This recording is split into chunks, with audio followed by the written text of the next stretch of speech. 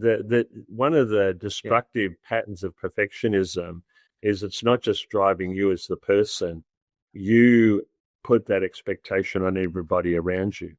What if losing everything was the best thing that ever happened to you? Mr. Richard Guy is here to help us answer that question. He lost his business, his home, and he even said goodbye to a dream career. But each time, Richard Guy shows reinvention over retreat. For over 39 years, he's helped people rebuild after grief, failure, and major life pivots. So if you feel stuck, stalled, or shaken by change, this right now, this here is the clarity you've been craving. You're listening to Pat Mesiti's best-selling author podcast, and we are sponsored by the book Stories of Strength, Real Journeys of Struggle, Resilience, and Renewal, which is co-authored by Mr. Richard Guy and Pat Mesiti. So, Mr. Richard, how are you? Good, thanks, Robert. Thanks for the opportunity to be on your podcast today. Of course, and thank you for taking the time and telling us about your start over moments and what changed you the most. But you tell me, we introduced you a little bit, but what do you think I left out as far as us getting a good snapshot of you? What are you all about? What gets you all excited? Well, I think at the end of the day, it's about people.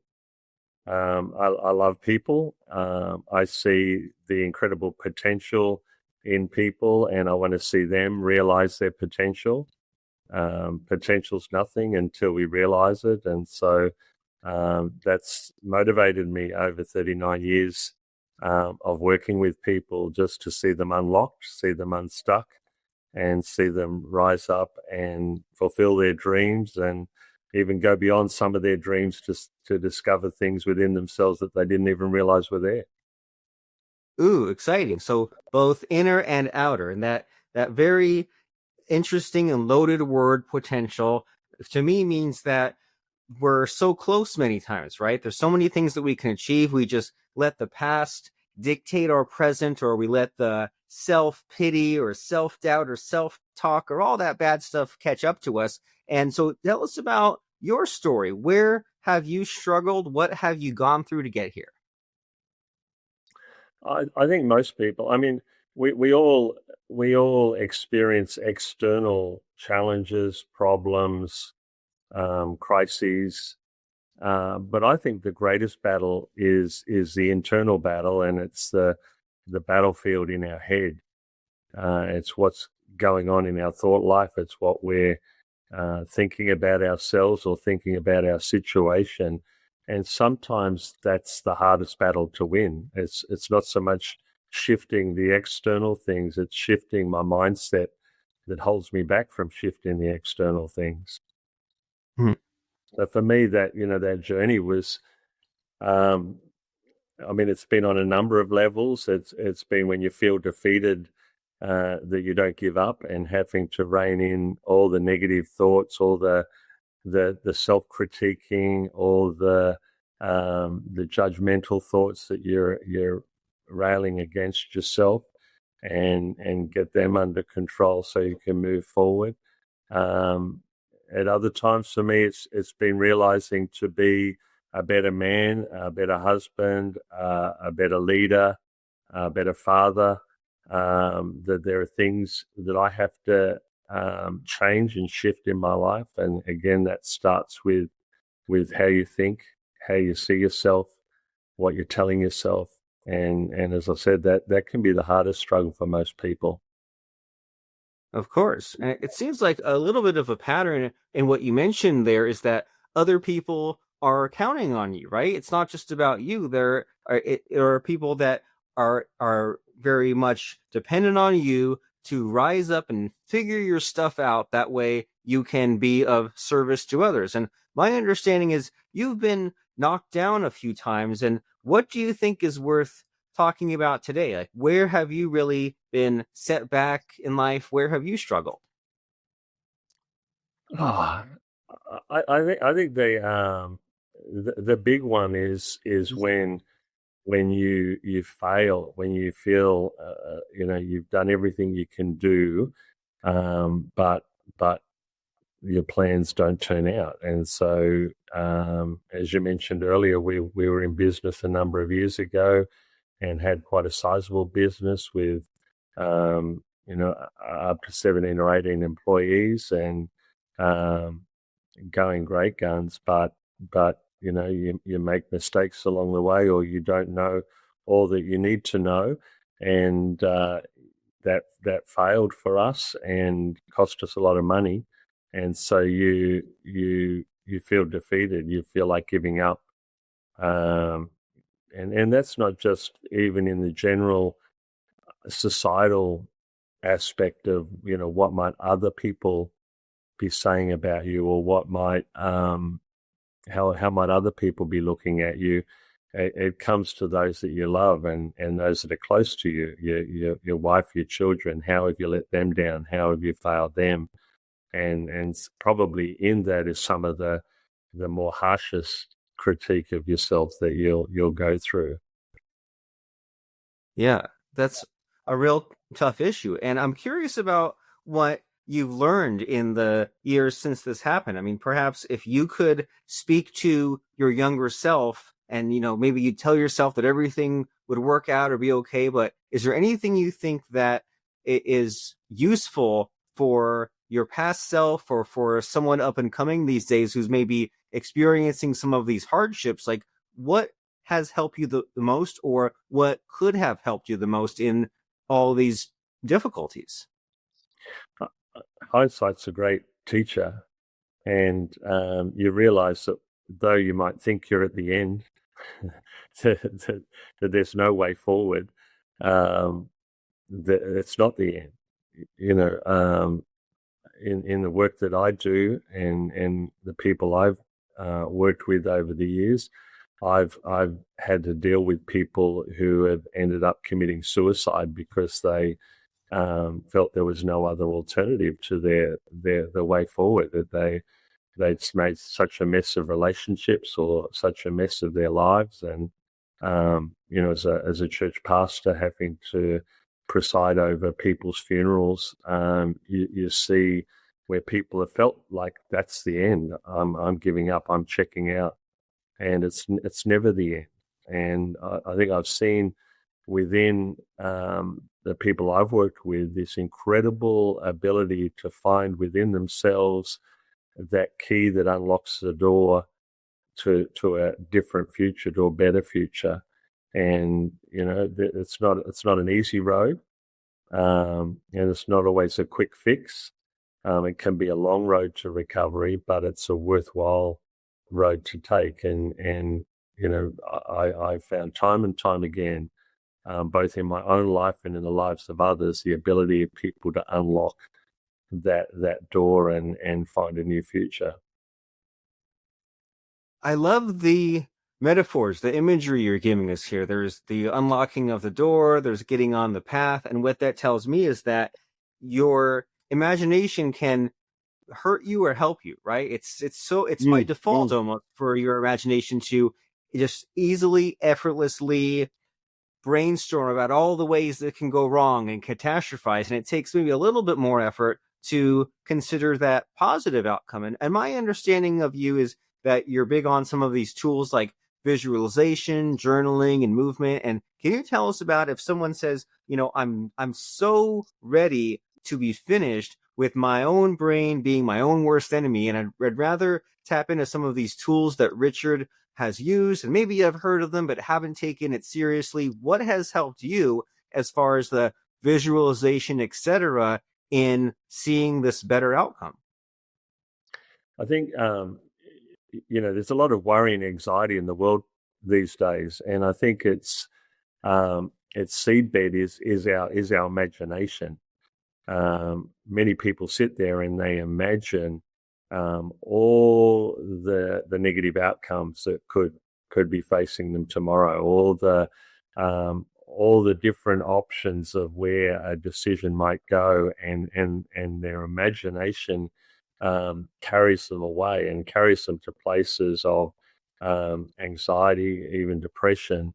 And you've got to shift that with visualization. You've got to begin to see a different future and imagine, in your mind's eye, replacing those negative thoughts, those destructive thoughts, with positive, constructive thoughts that start to paint a better picture.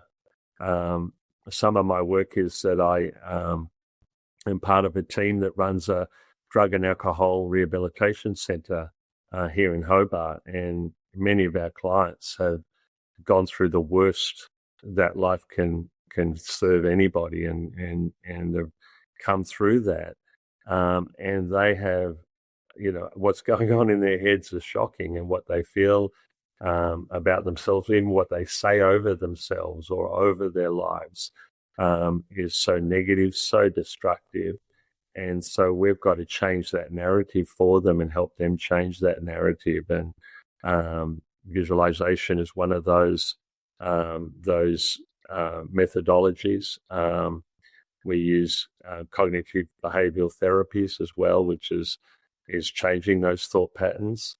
Our thought life can be like a railway line, and the uniqueness of a train carriage is it sits on rails, and you don't have to steer it; it goes where the tracks take it. And we can build up such destructive thought patterns. They're like railway tracks in our brain that just will always take us to the wrong destination. And you've literally, through changing your thought patterns, have to change and rip up those railway tracks and create new railway tracks, so that you've got more wholesome, more positive, more constructive thoughts and dreams and imaginations that are taking you in a positive direction. The railway track visual is really cool because you think of that as, well, when you're in it, you think it's permanent. This is the only place I can be. And it's like, well, it may take some effort to rip them up and put them in some place new. And then that's the new permanent. And that's the neuroplasticity, isn't it? That it can seem impossible in the moment to get out of those current destructive habits and do something new. And the drug and alcohol rehabilitation, like, I find it fascinating. There's such a rabbit hole of all the psychology to it, isn't there? Like the repeat destructive patterns and the stories that we tell ourselves sometimes get us stuck. And so in changing all these lives, helping all these people find new ways of thinking and being and acting, like, what have you learned from all that? Because I can only imagine the seemed impossibility, right? If someone's been hooked on drugs and alcohol for decades, for their whole life, and thinking they've destroyed their lives, like, what have you learned from helping others with this? I think one of the things that I say to people is getting one of our clients drug or alcohol free. That's the easy part. We've got detox pathways that can achieve that. It's the challenge is keeping them off drugs and alcohol. Many of our clients and most people that are dealing with stuff in this area, their trauma goes right back to their childhood. And so if you've been told since you're a child that you're useless, whether that's people directly telling you that, or how you perceive you're performing in life, and you just tell yourself, I'm useless, I'm a waste of space, when that's been your narrative for decades, it doesn't take a lot to keep re-triggering that. So, even in the rehab, they might make a mistake, they might mess up, they might not be doing what they need to do, and they'll immediately go back down that dark rabbit hole of destructive thinking, and we're always working with them about shifting that narrative and shifting their perspective and creating a new one. And we even celebrate that every Tuesday morning. They go through an exercise that's called Caught in the Act, where all their fellows in the rehab centre write something that they've seen them do, that they've seen them do well. And so each one of them stands up and will have a a whole lot of positive things spoken to them about, love how you do this, love when, the way you do that, love when you said this, and you see their esteem start to rise up as they're hearing a different narrative externally. Yeah, that's beautiful. That's wonderful. Focusing on the positivity and growing that. And you talk about the childhood trauma. A lot of that stuff I used to really think was cheesy, corny, right? Complimenting someone or wishing someone well. I used to think like, oh, that's repetitive. That's just like from a greeting card. But the older I get, the more I realize how important that is, and to repeat that and be consistent, because otherwise the black void creeps in, doesn't it? If you just if you leave yourself to your own devices, your own thinking, if you don't have this community support system of others helping you out, if you forget about this kind of one day at a time sort of habit, then it's so easy to slip up. And so it's an important message. And then when we're on the path, we get kind of perhaps out of the despair or the danger zone, and it's time to achieve, right? It's time to get on that career or build those homes or write that book or whatever it is. There's this other nasty enemy that comes to mind, which is perfectionism. And I know you say that perfectionism is a mask for fear. So can you tell us about that? Like, how can we overcome perfectionism if we just keep holding ourselves back in this way or that? I once had a friend make the statement that your standards are higher than God's standards. and what do you mean? And just that unattainable level of perfectionism that was constantly driving my life, and that it's a master that you can never please. And the sooner we realize that, and it's normally rooted in something that was said to us, or a trauma, or an experience we had in our childhood that really is often the driver for it. That there's a false idea that we believe somewhere in the back of our psyche that drives us, that even though I might have done a great job at something, it's not good enough. I might have, written the most perfect piece, but it's not good enough. A musical artist might have played a piece of music to perfection, but it's still not good enough. And it's a master that I discovered I can never please. And, I had to start to intentionally downplay my standards. And so, again, as rewriting a new narrative, come to a place where I would do something and have to just draw a line in the sand and say, that's it. It's done. And I'm not going to go down that. It seems that like railway some track amount of self-awareness at play here, of lowering the expectations and say, I keep saying this to myself and it's not serving me. There has to be a better way. And so we've been jumping around on all these different topics, but you're the star of the show here. And did we cut out for a second? Yeah, just a second. Oh no, we're back. Well, as far as this conversation we're having, I'm sure there's an ideal question that I should be asking you, and it would just be like the perfect question in this exact moment, or to set our expectations perfect enough. And so, but you tell me, is there before I answer that question, can I make this comment? Oh, go ahead. Because you're talking about before the glitch happened, you were talking about perfectionism. The one of the destructive patterns of perfectionism is it's not just driving you as the person. You put that expectation on everybody around you. So you're not just driving yourself to a higher standard that's impossible to attain. You're driving everybody else, and that's destructive to relationships, and that's destructive to, if you're a leader, to people following you, because they will conclude that we can never achieve what Richard's asking us to achieve. Which leads me to the thought that you're asking about that question. Change is a process. and change moves at the pace of trust. And so if as a leader I'm going through change process to be a better leader, the outcomes of that is going to be at the pace of trust.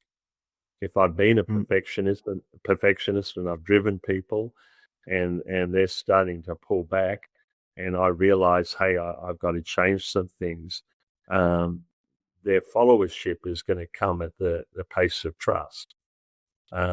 If I'm stepping out to change something about my future, I'm going to be wary, because I'm believing, there's potential failure down every one of these pathways, and so I'm going to walk that journey of transformation, of change, at the pace of being able to trust the next steps, trust those around me, trust myself in that process. Very nice. So it's not just about you, and it's about you trusting the steps, the process, you trusting others, others trusting you. And no one said it would be instant or easy, but we have to figure this out. It's not just about us. It's about making the lives and the future better for those who are within our orbit. And so if someone says, man, this guy, Richard Guy, he has a lot figured out, and I want to know more about him, what are some next steps? How can people find out more about what you have going on? They can go to my website. It's currently under construction, but there's a contact page there at richguy.com.au. You can go there and fill out a contact form and get in touch with me. I'd love to help people take the next step. I'm all about people getting unstuck, and we will all find ourselves, if we haven't already found ourselves stuck at some stage, we will at some point in our lives hit a point where we feel stuck, and we may feel it's a permanent stuckness, but it's never permanent. We can always learn what the next step is and start walking out that process of change in our lives.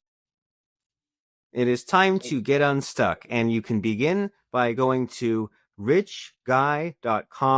You can also find Richard Guy published with Pat Mesiti on Amazon. The book is called Stories of Strength, or you could go to the website storiesofstrengthbook.com. And Rich Guy's chapter is not so coincidentally called Get Unstuck. So if you say, I'm just so trapped in my thinking, I can't pull apart the anger and the sadness, and I keep making the same mistakes, well, hey, it's not your fault. You're not to blame. You just are limited in your own thinking patterns, behaviors, and you need to get that outside help. So check out that book, Stories of Strength by Richard Guy, and richguy.com.au. And before I let you go here, Mr. Richard Guy, it's time for the scary part of the podcast where I try to stump you. I try to put you on the spot by asking you about a fun or interesting quote or lesson that has served you. So what comes to mind as far as a fun or interesting quote or lesson? Wow. I think you might have stumped me. Nothing's coming straight to mind. Okay. Yeah. You might have stumped me, Robert. All right. Well, fair enough. Well, in that case, out of our conversation, is there any tidbit you think was the most important? If someone kind of listened to all of this, what do you think was the most just important or impactful part for you? As I said earlier, within every one of us is a pile of potential, but it's only potential. If we don't take the steps to release it, to change, to step into the opportunities that life is offering us, we'll never see that potential become anything more than potential. And it's terrible for people to, it'd be terrible to have on your gravestone, here lies a pile of potential. You want to get to the end of your life and have ticked some boxes and achieved some things and seen those dreams that you had fully realized. And, my role is to help people step into that. Yeah. So don't have that pile of potential be on your gravestone. It's only one ingredient of many. You have to take the risk, do it afraid anyway, be brave, be courageous. Others are counting on you. Find out more at the book Stories of Strength by Richard Guy on Amazon and richguy.com.au. Thanks so much, Richard, for showing up, being authentically you, and helping us out here. I'm glad that you made the time. Thanks for your time, Robert.